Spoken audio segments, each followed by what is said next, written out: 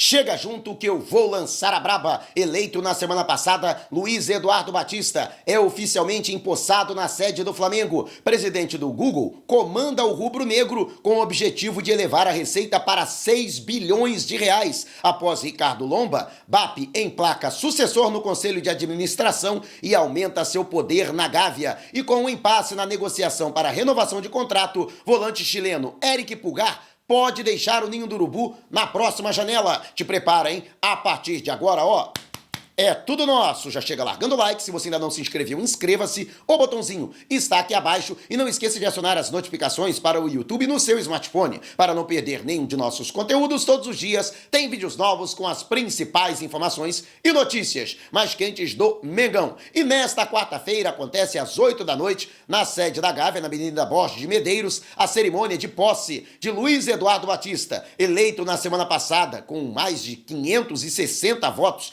de diferença para o segundo colocado, Rodrigo Dunche, apoiado pelo atual presidente Rodolfo Landim. BAP será empossado presidente do Flamengo para o triênio de 2025 a 2027. Mesmo após a cerimônia, ele, de fato, só se torna presidente a partir de 1º de janeiro. Até 31 de dezembro, a caneta ainda está na mão do Landim. Existe uma expectativa se o Landim estará presente para a cerimônia da passagem da gestão para o próximo presidente, para o seu sucessor, o que dificilmente deve acontecer. No entanto, a grande expectativa é de que os nomes sejam anunciados. Existe essa tendência de que, com a cerimônia de posse, BAP indique quem serão seus vice-presidentes e até os diretores de algumas dessas pastas, aqueles que serão os remunerados, digamos, das respectivas vice-presidências. No entanto, 10 devem ser os nomes dos vice-presidentes do Flamengo que assumem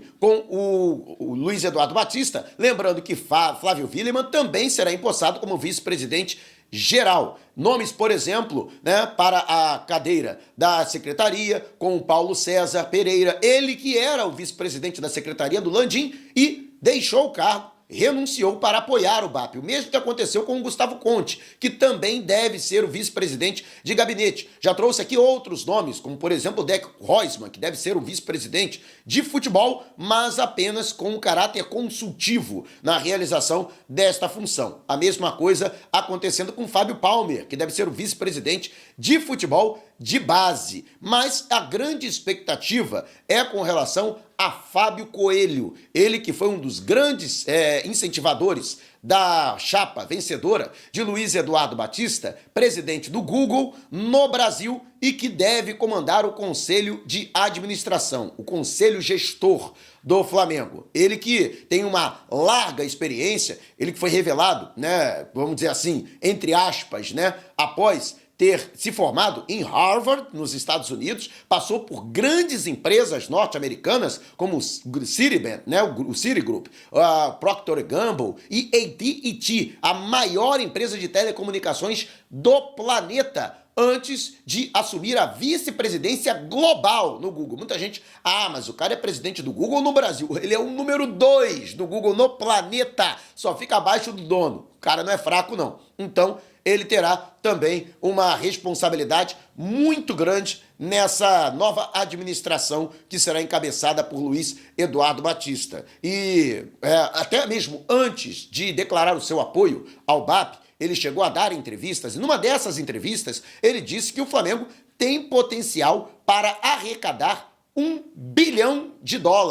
o que no câmbio de hoje, ultrapassa a casa dos 6 bilhões de reais, o que deixaria o Flamengo, por exemplo, com uma receita maior que o Manchester City, Para se ter uma ideia, o City do Pep Guardiola, na última temporada, 2023-2024, obteve, no balanço contábil que foi divulgado recentemente, uma receita bruta de 5 bilhões e meio de reais, o equivalente no câmbio aos 715 milhões de libras esterlinas acumuladas pelo clube britânico. Ou seja, o Flamengo teria uma receita maior que os gigantes europeus, Para isso, logicamente, o Fábio Coelho entende que o Flamengo tem que profissionalizar todos os setores do clube para a geração máxima de receitas e aumentar a eficiência na aquisição de recursos financeiros. E esse será o grande desafio, portanto, de Fábio Coelho, que será o cara né, nessa questão. Imagina o Flamengo, por exemplo, hoje, né, o Flamengo na temporada de 2023, né, acumulou em dólares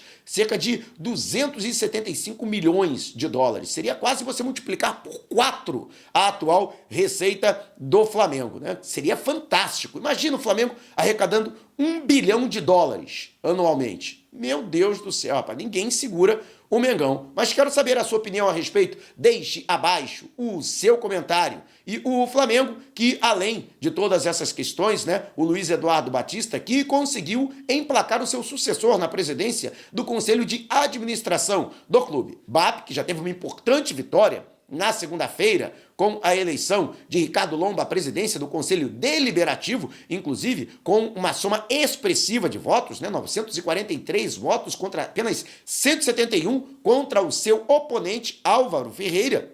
No entanto, no que diz respeito ao Emílio Habib, que foi o seu sucessor, né, no Conselho de Administração, com o apoio do próprio BAP, ele que era vice do BAP, que era o presidente do Conselho e teve que abdicar dos seus poderes no clube para poder se candidatar. Habib foi aprovado por aclamação, com 85 votos na reunião que aconteceu na noite de ontem. E com a condução do Emílio Habib, né, à presidência do Conselho de Administração e já a certeza, né, do Ricardo Lomba como presidente do Conselho Deliberativo, BAP aumenta assim o seu poder dentro do clube. Lembrando que os conselhos fazem parte de um sistema de freios e contrapesos dentro do Flamengo para limitar e fiscalizar o trabalho do presidente do Flamengo para que ele não governe de maneira absoluta e dessa forma possa comprometer o clube para administrações anteriores. Mas tendo seus aliados entre os presidentes desse conselho,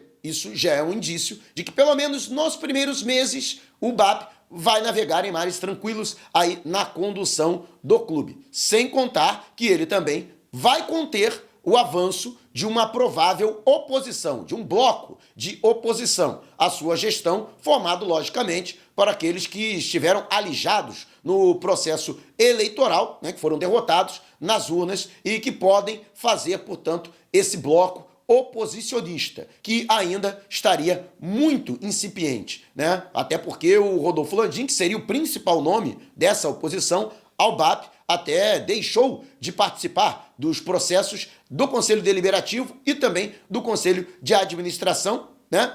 Prevendo derrotas e dessa forma um desgaste ainda maior do que já aconteceu por não ter conseguido eleger o seu sucessor, aquele que foi indicado por ele, Rodrigo Dunche, na eleição na semana passada. Mas quero saber a sua opinião a respeito, deixe abaixo o seu comentário, né? E agora falando sobre a questão do campo bola, do futebol. Afinal de contas, existe uma apreensão muito grande com relação ao Eric Pulgar, o volante chileno que recusou uma terceira proposta efetuada pelo Flamengo para a renovação de seu contrato. Pulgar ainda tem vínculo com o Flamengo por mais um ano, até 31 de dezembro do ano que vem. No entanto, a intenção do Flamengo é não ficar vulnerável. Afinal de contas, a partir de julho do ano que vem, ele pode até assinar um pré-contrato com qualquer equipe, sem que o Flamengo tenha que ser compensado com um centavo sequer. A intenção do rubro-negro seria aumentar em 2 anos a extensão do seu contrato, ou seja, até o final de 2027, e é claro, com uma valorização salarial e também um aumento da multa rescisória. No entanto, até aconselhado pelo seu procurador, Fernando Felicevich,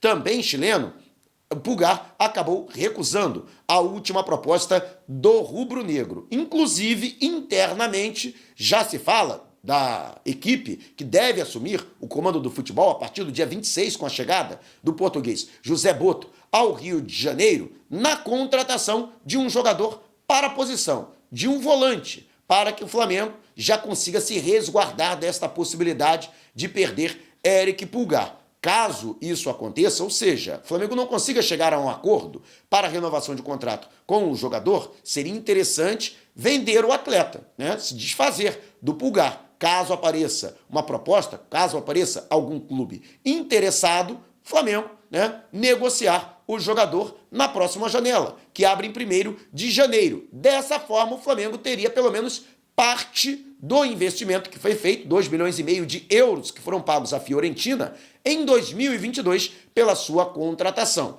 E dessa forma, portanto, o Flamengo teria pelo menos algum aporte financeiro para poder investir na contratação de um outro jogador para o setor. Já se fala, por exemplo, no Gedson Fernandes, que foi jogador do Benfica, revelado pelo José Boto, que atualmente está no Beşiktaş da Turquia. Já se falou no Hércules, jogador que já há algum tempo está no radar do Flamengo e que atua pelo Fortaleza, inclusive tem excelentes números pelo Fortaleza na última temporada, na temporada de 2024, principalmente no Campeonato Brasileiro, mas existe sim esse temor de que o Flamengo venha a perder Éric Pulgar, que hoje é considerado titular no time sob o comando do técnico Felipe Luiz. Seria uma perda e essa perda teria que ser reposta, apesar de Everton Araújo ter surgido muito bem, vindo da base rubro-negro, jogador de 21 anos que já é considerado uma realidade. No entanto, Alanx poderia ser um outro jogador a ser aproveitado nessa posição, já vem muito mal de algum tempo.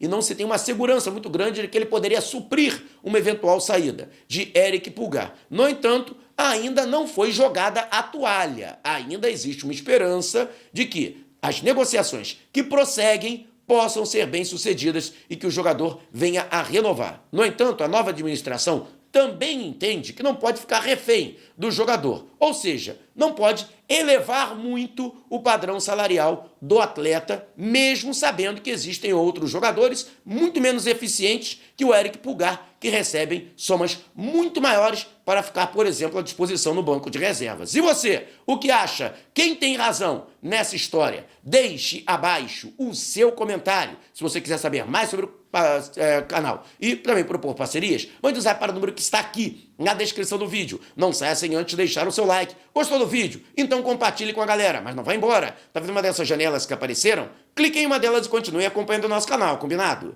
Despertando paixões, movendo multidões. Este é o Mengão!